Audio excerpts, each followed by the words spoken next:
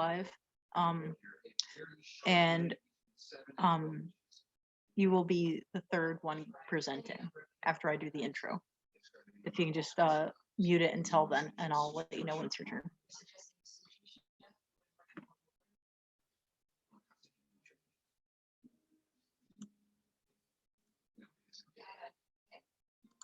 And then I'm making you a co-host real quick. Yes. Okay. You're set.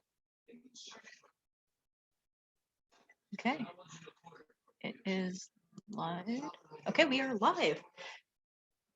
And YouTube is up. Yep, we are live. Awesome. All right. Thank you for tuning in to Showverse's Sunday Live Fun. I'm your host, Kylene McHenry, and I have guest speakers Dakota Woolmer, Michael Coleman, and Greg. I'm sorry, Greg, I don't remember your last name off the top of my head. And we will be talking about our live filmmaking series. Dakota, go ahead and take it away. Hi, sorry, had a moment with the unmute button. My name is Dakota Woolmer. I am an author, actor, and filmmaker. So right now my main focus is the Legends of the Boudelli series. The first book in that series has been published and is available on Amazon. Or if you find me on social media, you can privately message me and we can get you an autographed copy. Right now, my primary focus is converting that series into a live action web series.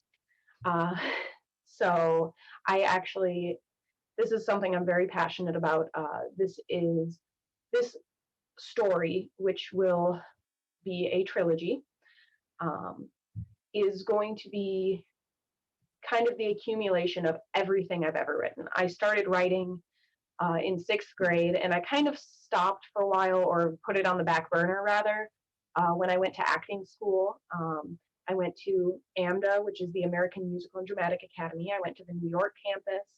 And while I was there, obviously my focus was acting. And I focused on that, and I've been a working actor since 2015. And somewhere in 2016, I wrote the first chapter for The Mage Stone, which is the first book in the Legends of the Boudelli series. And then I just left it. I didn't do anything with it for 2 years. And then after I had my baby in 2017, I got super motivated. I don't know if anyone else who has kids and is a creative has had this experience, but for me, it was super motivating to have someone looking up to me. You know what I mean? For me, it was like, I have this baby now, and I can either set the example of, many creatives before me, which is, well, you put your creative work on the back burner, you take care of your kid, and then once they go to college, then you start doing community theater. And for me, it was like, no, I want my child to grow up in a house where she knows that you follow your dreams, that you chase them down, you beat them and drag them to your cave if you have to. Okay? You get your dreams. If you want something, you don't let anything stop you. And of course you take care of your child. And here she is right now. Hi, beautiful. Hi. She has her jacket on wrong because she did it herself. Yay, we're on TV. Alrighty. So this is my beautiful inspiration, my muse. Hi, your turn. Okay, AJ, Mama's talking. So yes, of course she is my main focus, but that doesn't mean that I have to stop pursuing my career. Yes, you having fun? And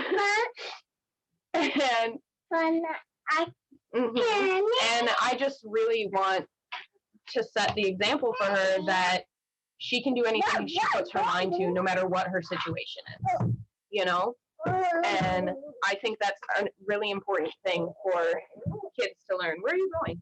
Okay. Don't worry, everything's child-proof. Everything. Yes. You want to fix your jacket? Okay, well, I know there were no specific questions for me, but if I could give one piece of advice to any aspiring filmmakers, it's just do it. Okay, even if you put out a crap product, more than Stardust. No, actually, more than Stardust was pretty good. It's just the audio was really shitty. That was my short film that I put out in 2018. But honestly, even if your first work is crap, you take that crap, you learn from it, and you make it a little bit better. And then you take that and you learn from that, and you make that a little bit better the next time. And you just, the main thing is to just constantly be learning, growing, and making your product better.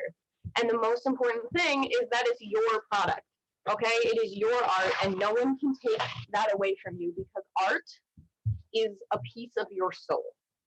So if you put your heart and soul into it, someone out there, whether it's one person, 5 people, 100 people, 1,000,000 people, someone is gonna like it, okay? Someone is gonna love your product, no matter what. If you put your heart and soul into it, someone is gonna like it. And what's most important is that it's yours, you know, and just keep growing and doing better, and yeah, make it the best you can do it, and your best will get better every time, I promise. Well, thank you for listening to my ravings. Love you all. Oh, my YouTube is _Alexis_Woolmer. I'm sure that'll be in the description at some point. I don't know how this works. Okay. Love you all. Bye. Okay, so I was able to unlock the comments. So if you guys want to leave questions and stuff in the comments below, or you can do the live tweet with the KKP Live. I'm still checking that throughout the thing on Twitter. And next is Michael Coleman. There we go. Found the mute button. Hi, how's it going?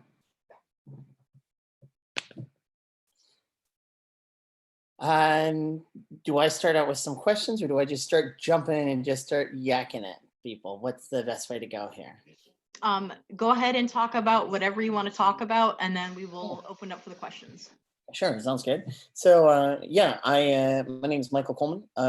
I have been working as a professional actor for about 30 years. I also work as an acting coach. I own a post-secondary school for actors and writers here in Vancouver, where we do a lot of the film and television and animation in throughout the world, I guess. In addition to working on mainstream titles, so as an actor, I spent a good chunk of my time working on a television series called Once Upon a Time, where I played one of the 7 dwarfs. And then I also worked on a couple of different shows like Smallville. I worked on 2 of the different Stargates as 2 different characters. I worked on Fringe. I've worked on, I did a film a couple of years ago called The Doctor's Case, which was based on a Stephen King book or story where I played Dr. Watson. In addition to that, I have voiced lots of different characters on shows like Inuyasha, Dragon Ball Z, Hell Kitty, X-Men, Gundam, Hamtaro, Hello Kitty, if I didn't say that, Hellsing. So anyway, I've worked on a lot of different, I've had a really cool opportunity to work on a lot of different mainstream projects, but I've also been able to create some of my own work as well. So I write and perform in a television series called Hipsterverse. Excuse me. And then I also wrote a feature film that was debuted this January called 3017. It's on Apple. Yeah, I've been working as a writer, actor, producer for a long time, and then I help people find ways to become actor, writer, producers themselves. So I'm fortunate that as an acting coach, you know, I've actors that have gone on to work on shows like Riverdale or Sabrina, Lego Star Wars, My Little Pony, Handmaid's Tale, Letterkenny, Descendants. Yeah, so I've got a real strong, firm belief in creating a pendulum for your career. So you create your mainstream stuff, and hopefully that can have an element of success that will generate momentum for your mainstream and back and forth. So that's sort of who I am and what I do. Yeah. Hi, thanks for having me. Okay, so we got a comment or a question from Holly Matthews. Her question was actually to you. What do you miss the most about Once Upon a Time? I miss, you know, I've dedicated my life to being a storyteller, and I miss telling new stories with old friends. That's what I miss the most. Some of my best friends in the world to this day. You know, I'm very tight with some of the Seven Dwarfs, of course, and then Captain Hook, Robin Hood, Evil Queen, Geppetto, Jiminy Cricket. And it's weird. You know, I miss the days where people would say, hey, can you come out today? And I say, I can't. I'm going to the bar with Jiminy Cricket. So it was fun to be able to say things like that. I miss that. It was a unique opportunity. And I miss the people the most. I miss exploring the stories with the fans, the cast, the crew. I still talk to the cast and crew and the fans, I guess, on a regular basis, but it sure would be neat to be talking to them about new stories that we're telling within that realm. So, but I guess everything comes to an end. Okay. Can I ask a question? Is that okay? Is that a thing I can do?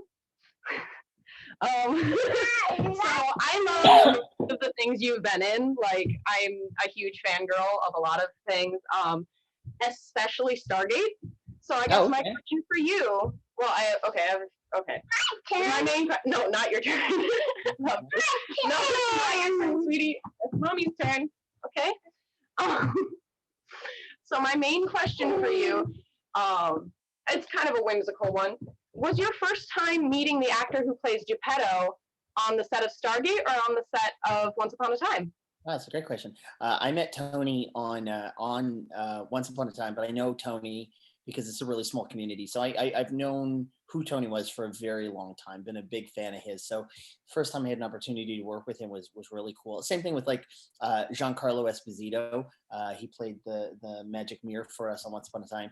But I, of course, knew him from Breaking Bad as Gus Fring. And, you know, I'm now watching him on Mandalorian, and he was on the new Disney Plus feature Stargirl. So he's a great guy. I love Giancarlo so much, and he's such a great man and an even better actor. Well, no, he's probably a great actor and a better man. It's a nicer way to say that. And yeah, so it's really, I've been really fortunate to work with some just insanely cool people, and we had amazing guest stars on that show. So I get to meet some just really super cool people throughout that process. And that happens, I guess, when you work on a show that has a little bit, that has a good time slot on a good channel and runs for a few years. So you get a chance to meet a few people.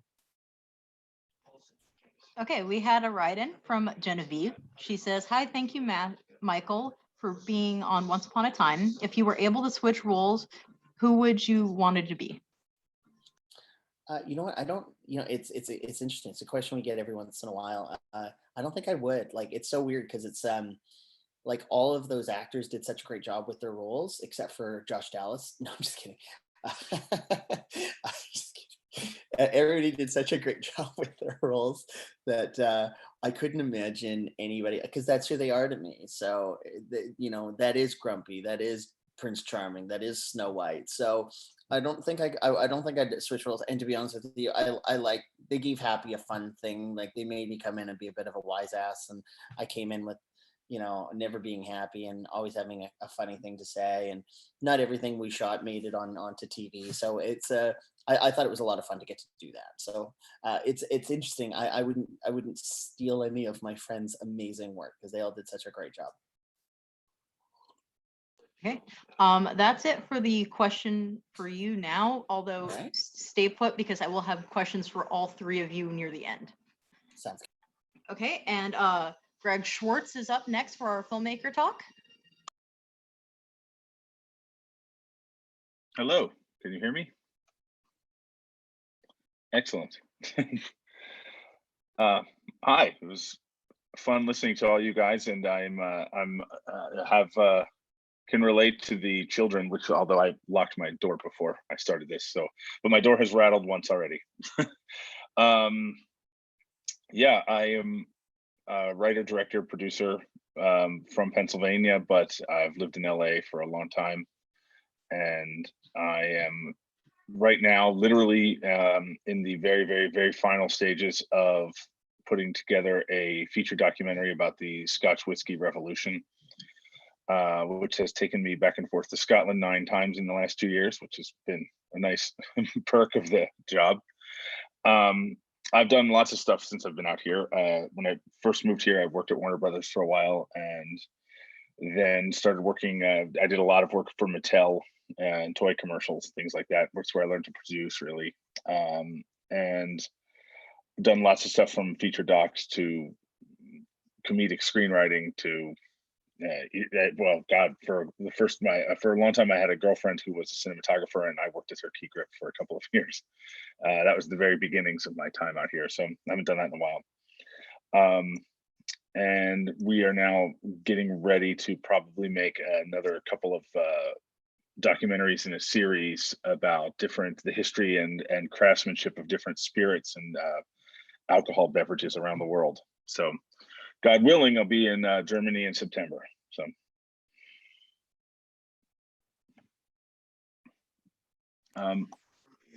I have a question for you, actually. Sure. How different is it working for like a company, like you said, for Warner Brothers compared to yourself? And like, what are some of the challenges and perks for the both of them?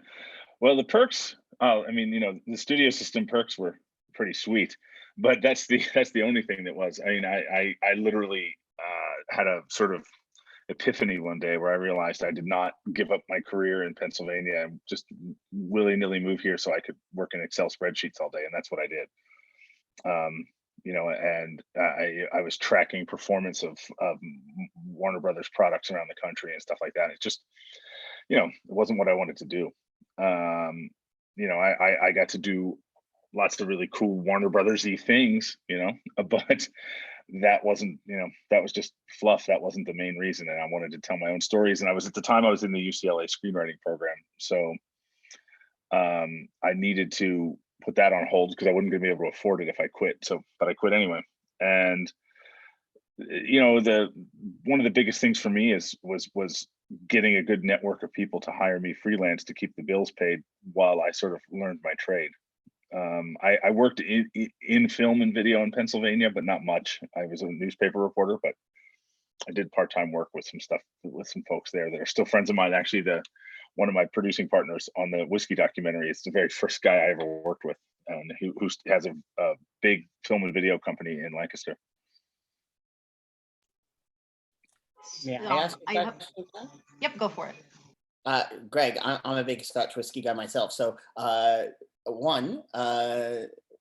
first, before you even ask any questions, what an amazing idea to create them, because I bet you got to taste some of the best Scotch whiskey in the entire world. So brilliant.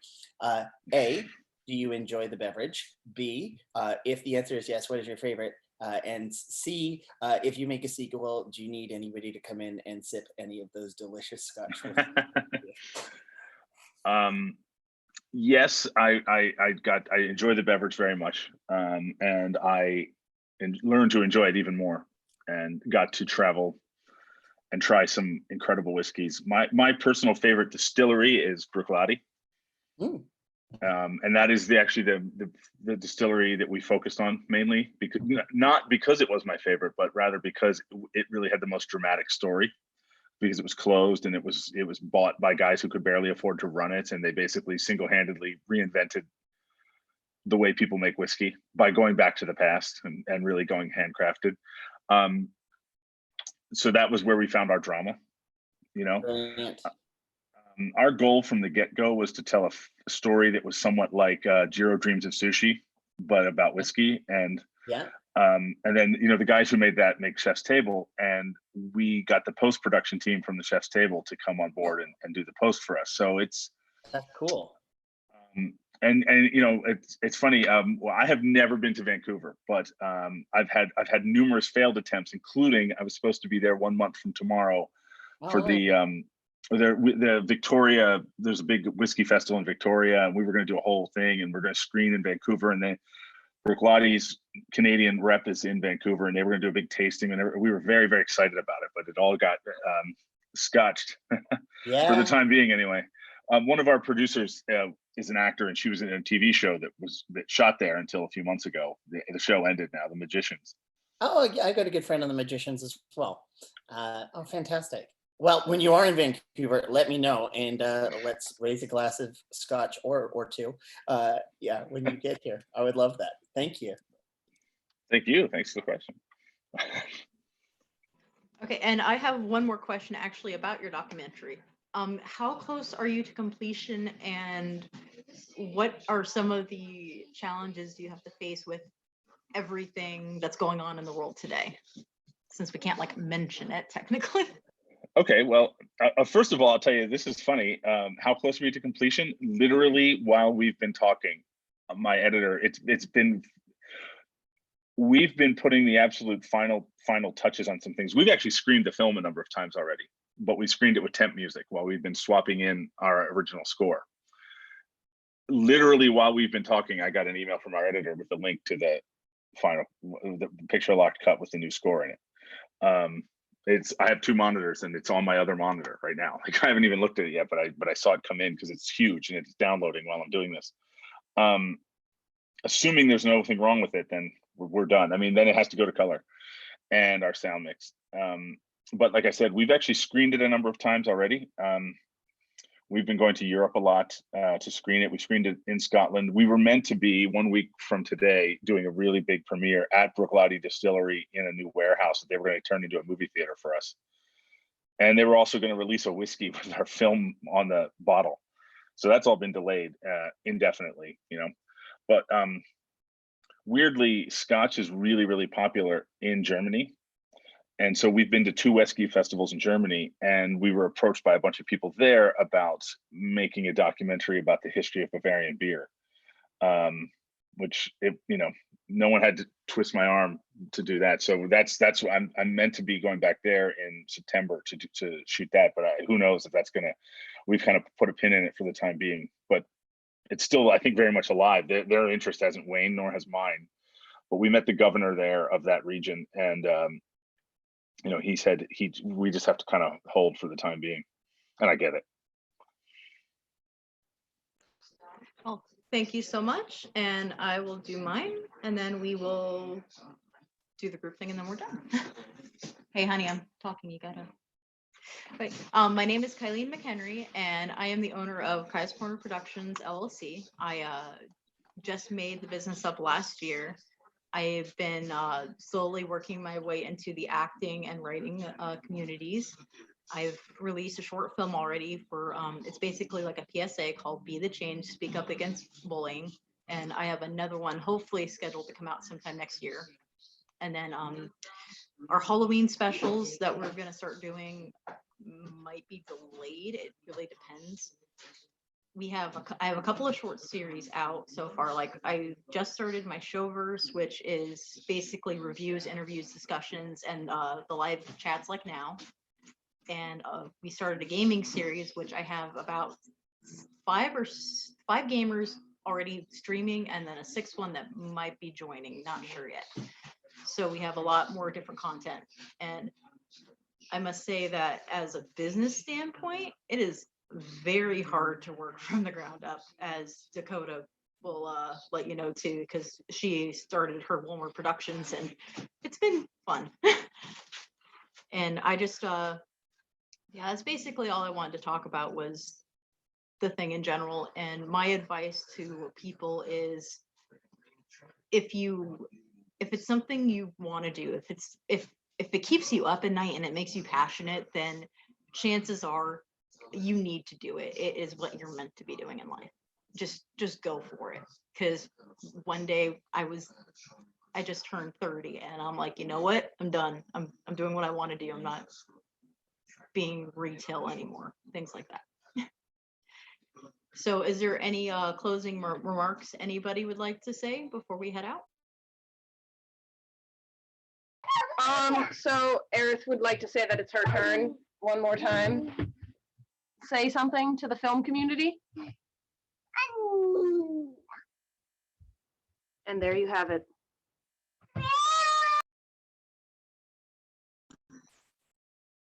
No, this has been great. I'm grateful to be a part of this. So. Yeah, thank you very much. You know, it's funny.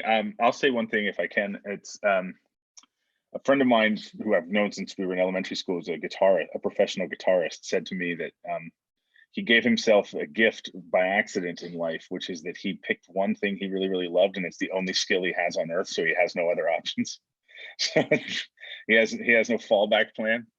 And I kind of think I've done that to myself a little bit as well. Okay. Thank you all for tuning in to the live filmmaker chat. Stay tuned for next week at 1 p.m. Eastern time again for Jack Yang, Kyle Hester, and there's about 3 or 4 others that aren't confirmed. So I hope to see you all there. Have a good one. Well.